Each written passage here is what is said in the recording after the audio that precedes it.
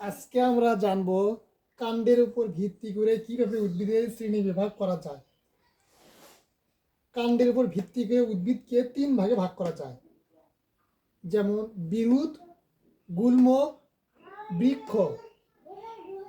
বিরুৎ, যে উদ্ভিদের কাণ্ড নরম, চিকন ও সবুজ বর্ণের হয় তাদেরকে বিরুৎ উদ্ভিদ বলে, যেমন ধান, সরিষা, টমেটো, মরিচ। এগুলোর কাণ্ড কি হয়? নরম হয়, চিকন হয় এবং সবুজ বর্ণের হয়। এগুলো বিরুৎ উদ্ভিদ। বিরুৎ উদ্ভিদ সাধারণত এক বর্ষজীবী হয়, অর্থাৎ একবার ফসল দিয়ে মারা যায়। গুল্ম, যে উদ্ভিদের কাণ্ড শক্ত কিন্তু বিরুতের তুলনায় বড় এবং বৃক্ষের তুলনায় আকারে ছোট তাদেরকে গুল্ম উদ্ভিদ বলে, যেমন গোলাপ, জবা, লেবু। এগুলোর কাণ্ড কিন্তু শক্ত, কিন্তু এগুলো বিরুতের তুলনায় বড় কিন্তু বৃক্ষের তুলনায় ছোট।